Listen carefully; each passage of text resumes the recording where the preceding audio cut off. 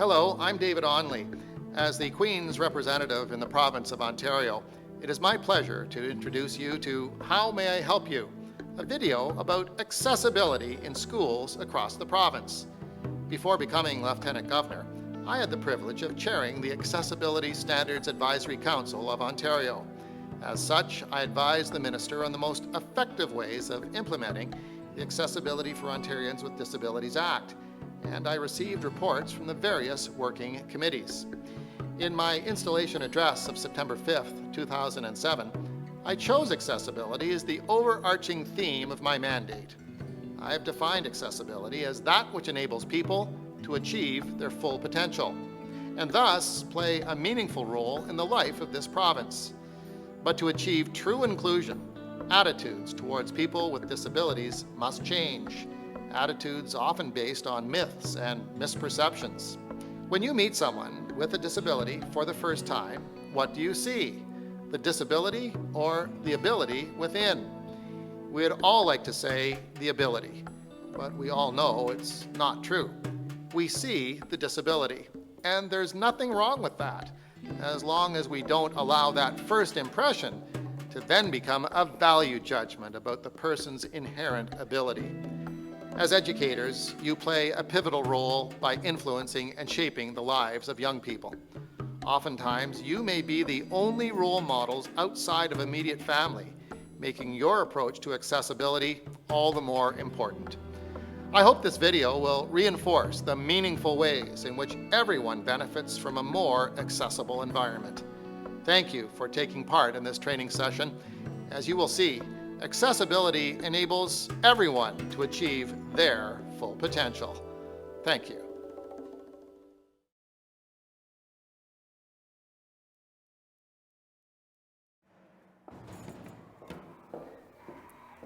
Hello and welcome. My name is Carla Robbins and I'm an elementary school principal. Today I'll guide you through an introduction to accessible customer service in Ontario schools. Come on in, let's get started. The training we are about to begin is one of the legal requirements under the Accessibility for Ontarians with Disabilities Act, which became law in 2005.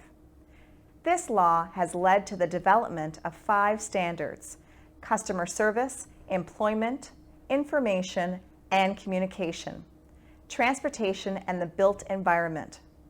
By fully implementing the standards in these 5 areas, it is expected that Ontario will be accessible by the year 2025. The first accessibility standard to come into effect is in the area of customer service, the topic for today's training. School boards are among the first organizations to implement this standard and must meet all of the requirements set out in the customer service standard by January 1st, 2010. School boards have already begun to deliver appropriate customer service to all members of the school board community, including persons with disabilities.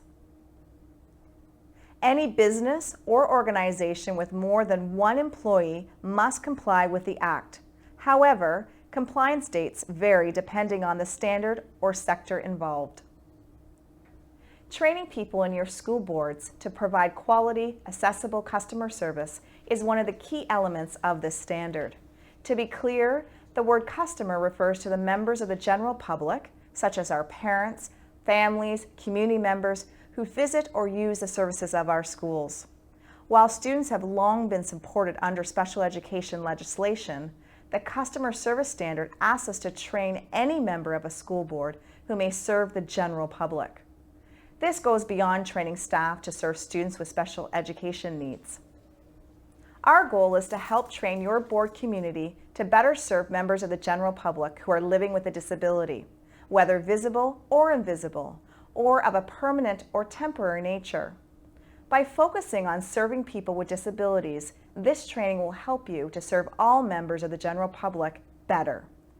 This training is aligned with your board's policy and procedures on accessible customer service. Your school board's policies and procedures relate to the sections that follow in this training session. In addition to board policies, you will find quick tip reference sheets that will serve as a reminder of this training going forward. Be sure to ask your manager or principal where the tip sheet can be found at your school or work site. You're now ready to begin the training. You'll need about 30 minutes. To ensure the best learning environment, you might find it helpful to complete the training without interruption. Try to avoid telephone calls and close your email. If the session must be interrupted, you will be able to pick up again near the point you left off.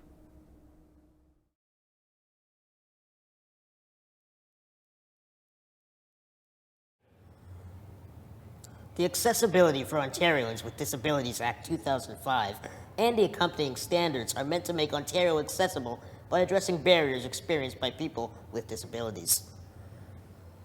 38% of people will experience either a permanent or a temporary disability over the course of their lives.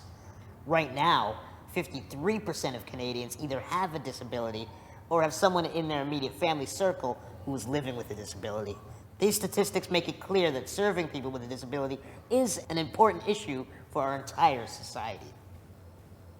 Take a moment, if necessary, pause the video, and imagine what an accessible Ontario might look like in 2025.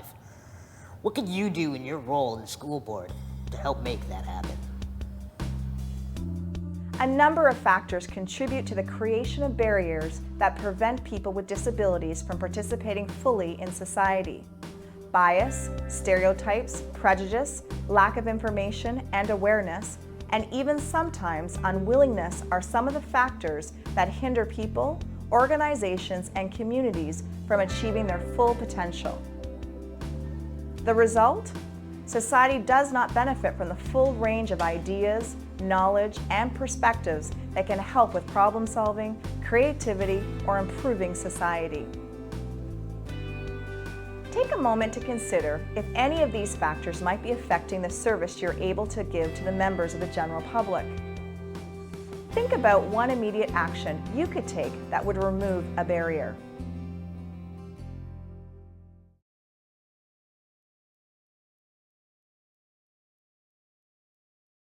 All of the requirements described in the first standard, customer service, have been set in law. School boards must fulfill the customer service standard by January 2010, as well as continue to meet the requirements in an ongoing fashion. Let's study the standard itself to learn more about the role we can play to make Ontario more accessible. School boards must have a policy and procedures on providing goods and services to people with disabilities. Both of these should support the key principles of independence, dignity, integration, and equality of opportunity. Procedures must address key aspects of providing quality customer service to persons with disabilities. These include supporting the use of assistive devices, service animals and support persons, communicating in a manner that takes a person's disability into account, providing notice when there are temporary disruptions to facilities or services, such as elevators or audio announcements, relied on by people with disabilities for access, and finally, clearly communicating the practice for charging support persons for admission to events.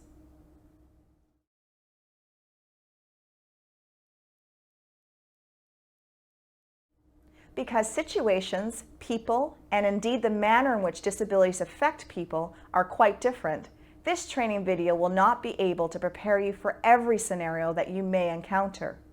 Our hope is that this session will help you to meet the needs of people with disabilities, and this awareness will become a part of your customer service mindset.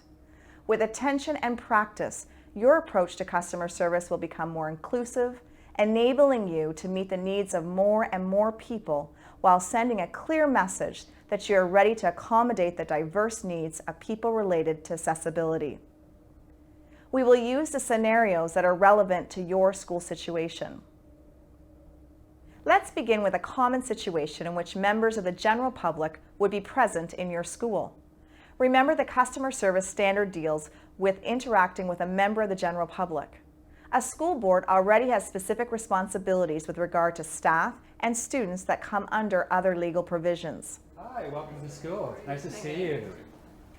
In this scenario, a spring concert is taking place at the school. There is no way to know who will be attending or what they may need.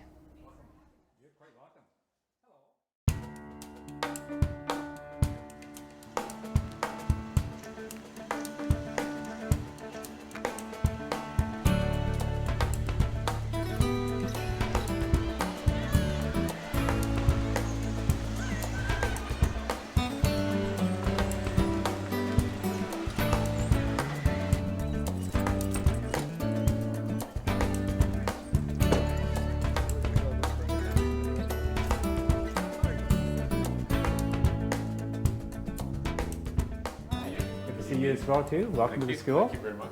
Hi. Nice to meet you. Great. Nice to see you here. Hello. Welcome to the concert. Thanks. Hi. Welcome to the concert. Maybe I'll help. Yes, we're really excited about the concert. We found out from your website that it's free. Thank you for letting us know. My husband and I just need 2 seats together. If you could direct us, my husband can guide me to my seat. Certainly, this way. Thank you. Welcome to our school, everyone. It's great to have such a wonderful turnout. The staff and students greatly appreciate that you can come to today's performances. Before we begin today's concert, just a few housekeeping announcements. First, the washrooms are located outside the gym door at the back and to your right. An accessible washroom is a bit further down the hallway in the direction of the principal's office. In the event of a fire alarm, please remain calm. Walk in an orderly fashion towards the nearest exit at the back or the front of the auditorium. If you require assistance, please refer to your program for a special note where we may be able to help you. And remember, everyone, we will look after the students. So now, let the extravaganza begin.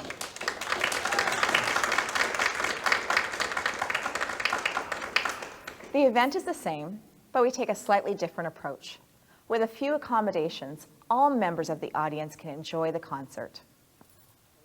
Outside by the back. Notice how the principal remembered the key principles of independence, dignity, integration, and equality of opportunity. The principal spoke directly to the person with a disability, not the support person. The oral instructions were inclusive, and the note in the program avoided the necessity to identify individuals, thus respecting confidentiality. The most important phrase is the title, "How may I help you?" The person with a disability knows the most appropriate accommodations for their needs. So asking the question, "How may I help you?" conveys respect and the desire to assist. Use a checklist like this one to help you prepare. Clearly designated accessible parking, accessible entryways and alternate exits, accessible washroom facilities, signage, size of text on program and signs, sound system, provision for service animals, trained volunteers, event announcements in multiple formats, cancellation notice, requesting advance notice in the event of complex accommodations required. Take a moment to consider another event that members of the general public may attend and what you would have to consider to ensure accessibility and accommodating diverse needs.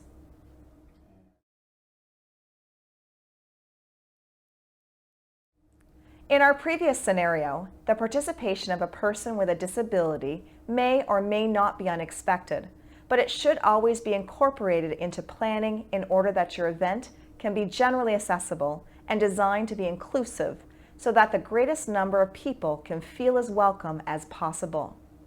Let's look at a scenario involving a more complex set of accommodations for which you're able to prepare specifically. In an IPRC meeting, a notice must go home in advance advising the parent of the meeting. Forms should be adapted to include a statement such as, "If you require additional assistance in order to take full advantage of our upcoming meeting, please advise us by indicating so on the form." When the notice is returned, the school is advised that a person who is hard of hearing will be attending and requires some accommodation.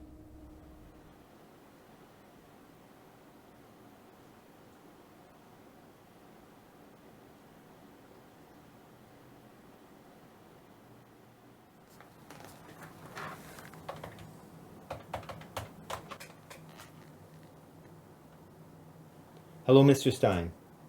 This is Greg Farrell, principal here at Jennifer School. I just received the notice of meeting form. Thanks for returning it so quickly to me. I noted the indication that you're hard of hearing and you'd appreciate some assistance during the meeting. Okay, great. How may I help you? Thanks, Mr. Stein. I'll email you right away then. Great.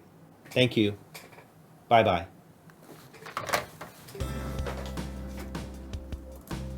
Hi, Rose. Hi, Greg. I got an email from Mr. Stein today, and he said that he'll be bringing in a sign language interpreter with him. But he also suggested that we have really good light on the teachers who'd be speaking today so that he could read their lips better. So let's just move a few chairs. Great. And I'm going to turn off that fan noise. It'll be too distracting for all of us. Great idea. Thanks, Rose.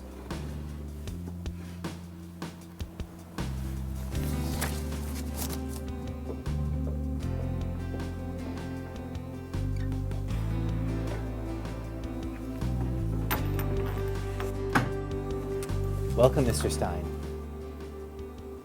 It's really great to see you here today. How are you? Good, thank you. This is my sign language interpreter. Her name is Rhonda. Hi, Rhonda. Welcome. This is our school secretary, Mrs. Appa. She will provide support to us today as the meeting proceeds. Since we'll be discussing confidential information about Jennifer, I would ask that your interpreter sign our standard oath of confidentiality.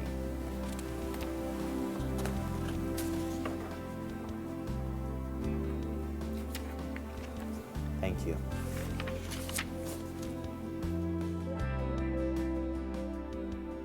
Attract the customer's attention before speaking.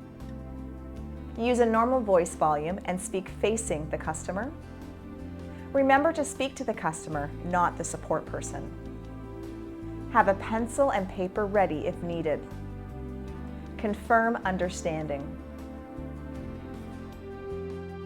So as we determined today, we'll need to follow up on a number of the decisions that we've made today. What's the best way for me to communicate with you? Emailing or cell phone texting is the best way to contact me. Fantastic. I can do both. Thank you very much for coming in today, Mr. Stein.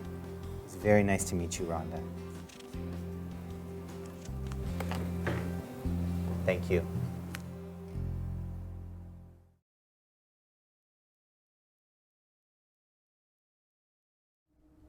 Let's imagine the same meeting where we must accommodate a person with an intellectual or developmental disability.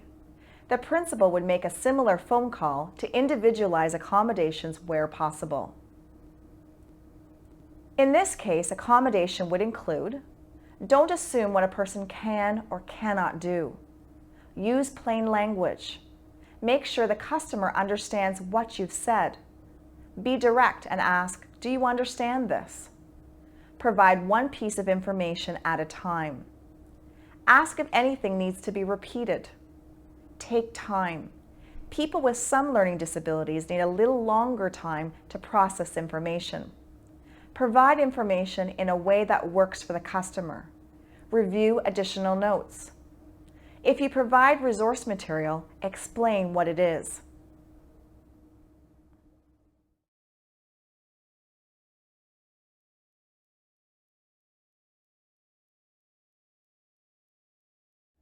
Depression or bipolar disorder affects 10% of all Ontarians. Mental health issues can affect a person's ability to think clearly, concentrate, or remember. The major barrier for people with mental disabilities are the stigma associated with it and a lack of understanding. Imagine how you would prepare yourself for the IPRC meeting in this case. As the meeting proceeds, remember, be confident and reassuring. Listen carefully. Check for understanding. If the person appears to be in crisis, ask them to tell you the best way to help. Remember, the customer's reactions are not connected to you personally as the service provider.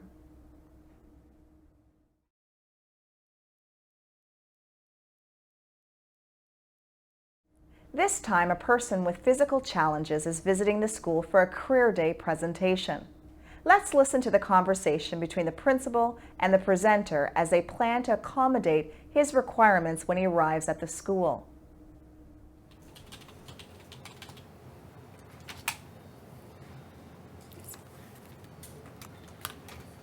Mr. Farrell, I have Mr. Aruda on line 1. Thanks, Rose. Hello, Mr. Aruda. Thank you for returning my call. We're delighted that you've agreed to speak to our students this career day. I understand that you may need some help when you arrive, so I was calling to make sure we have everything you need. 1 second. Yes? Absolutely.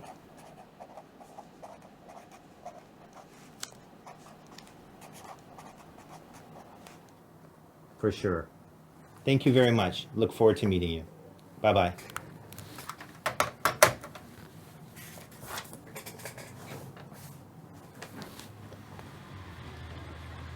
Hello there.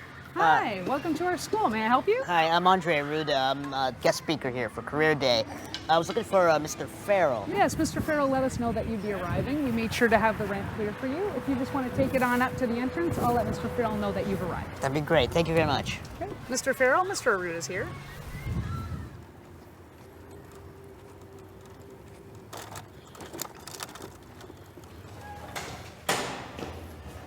Hello, Mr. Arruda. Welcome to our school today. Hello, Mr. Farrell. Nice to meet you. Thanks for being here today and sharing your expertise with our students. The classroom you're going to be working in today is on the 3rd floor. So Hillary will be one of our student ambassadors, and she'll take you up to the classroom with the elevator. She'll make sure you have everything you need today to be comfortable. Okay. Hi, Hillary. Nice to meet you. I guess you're in charge now. I'll show you to the elevator.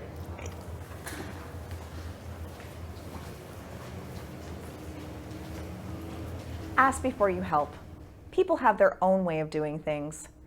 Respect your customer's personal space. Don't lean over them or lean on their assistive device, in this case, the wheelchair. Ensure that items such as canes and walkers remain in reach. If you receive permission to move a wheelchair, make sure the person is ready before you move them. Never leave the person in an awkward or undignified position, such as facing a wall. Can you see how these approaches benefit your customers? Respect the dignity of the individual, avoid making assumptions, and listen carefully. Look around you right now. How could you make it easier for a person with a physical disability to move about in your area?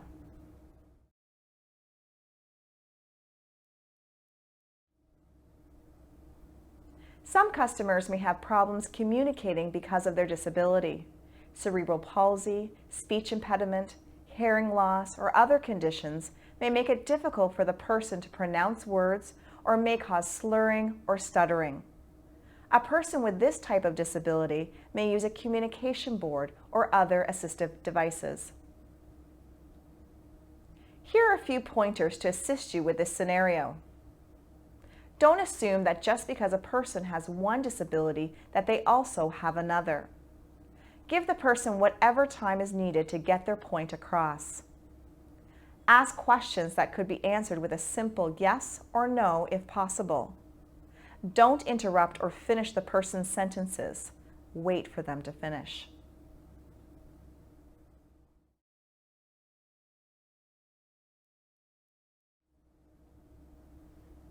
Three million Canadians have difficulty reading conventional text. Vision loss can restrict someone's ability to read signs, locate landmarks, or see hazards. Some people with vision loss may use a guide dog or a white cane, but others may not. Some people with vision loss need to view written material in large print or with the help of a magnifier. With these facts in mind, recognizing varying levels of vision loss, let's review some pointers that, if followed, would make the person with a vision loss more comfortable.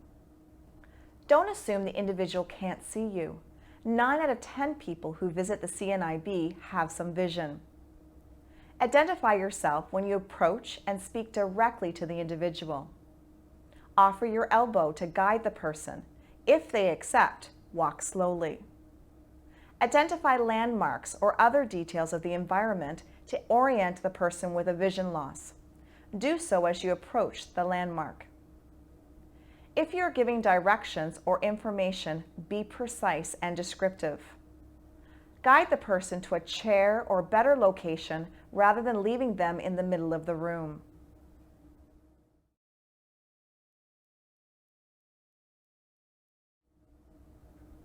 You're probably aware that someone with a vision loss may use a guide dog. You may not be aware that there are many types of service animals who help people with other types of disabilities. Service animals are often easily recognized as they may wear a harness or a sign.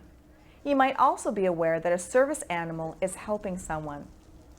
However, if you encounter in your school or work site someone who has an animal and it's not readily apparent that this is a service animal, it is appropriate to ask for a letter from a doctor or a nurse to be produced indicating the animal is required because of a disability. Service animals, once identified, are to be permitted anywhere the general public has access, unless they're prohibited by health regulations. Remember, members of the general public in normal circumstances have no access to classrooms. If students or staff require service animals, the board procedure for that should be followed. This is Vicky and her dog Vegas. Vegas is not a pet. Vegas is a working dog. That means we have to treat him differently than we do other dogs. This will allow him to work more effectively for the person he supports. The care and supervision of Vegas is my responsibility, so it is important that you never touch him, talk to him, or make eye contact with him without my permission.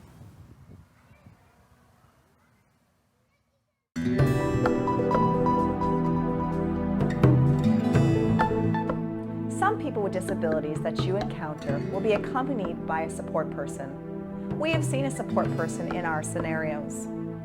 A support person could be anyone, but for clarification, the support person is not a school employee, but a supporter to the person with a disability from the general public. A support person might help a person with a disability with a variety of things, from communicating to helping with mobility, or from personal care to medical needs. Remember the pointers from our scenario. Speak directly to the person, not to the support person. When information is exchanged that is confidential, for example with a parent, it is advisable to have the support person sign an oath of confidentiality that the parent gives permission for that to occur. According to the regulation, support persons must be allowed to accompany an individual with a disability to parts of the building where the general public has access.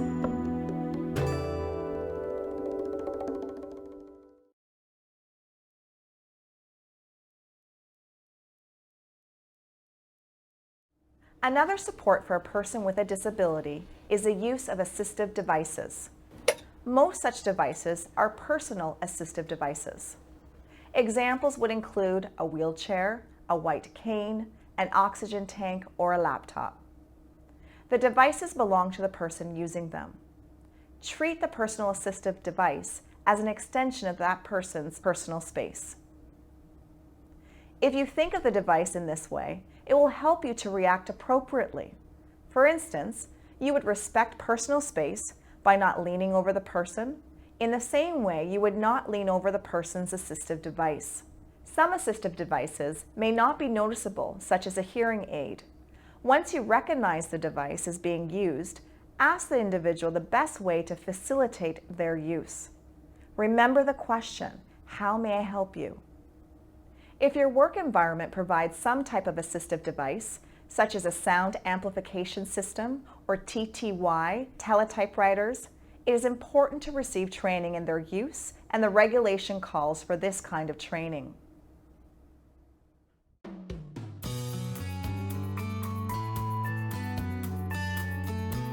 To explain this section, I will use the most obvious example, the elevator. For most of us, an elevator is a convenience, but for some, it is the only way to access parts of a building. From time to time, elevators are unavailable. In a power outage, everyone understands that the elevator is not working.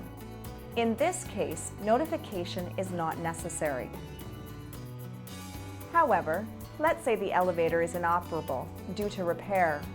The general public would be unaware of this disruption in service. The legislation requires that care be taken to provide notice that the device, the elevator, is not working, and the notice should estimate the time of its return to service. To ensure that the notice itself is accessible, you might consider making the notice available in multiple formats, such as print, email, and an audio message on the telephone or website. A plan to deal with an interruption should include consideration for internal and external notification. Who is responsible and who else needs to be involved? Expectations of staff who become aware of a service disruption. Using multiple formats. Using clear language. Notification of return to service. Watch this scenario for a good example.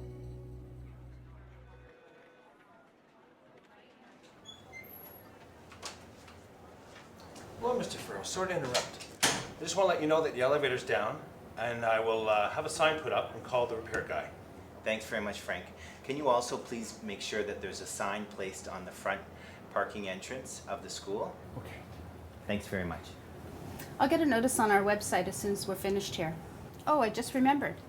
The junior division's having a book sale upstairs in the library. We'll have parents and community members going upstairs. I don't believe the elevator will be serviced by then.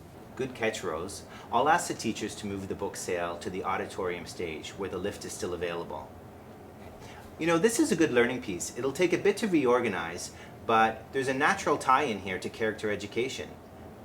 It's a really good, authentic example of what it means to be respectful. Thanks, Rose.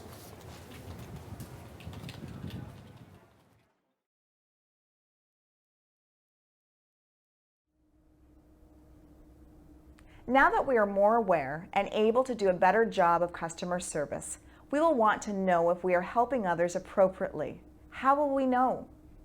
The customer service standard requires service providers to have a feedback process to receive comments on the way they provide services to people with disabilities. The feedback process should allow individuals choice in the method they use to provide the feedback, such as in person, by telephone, or in writing. Your school board will have a process for feedback and response.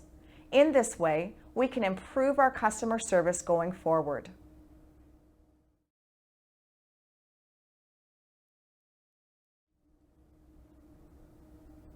Thank you for participating in this training session.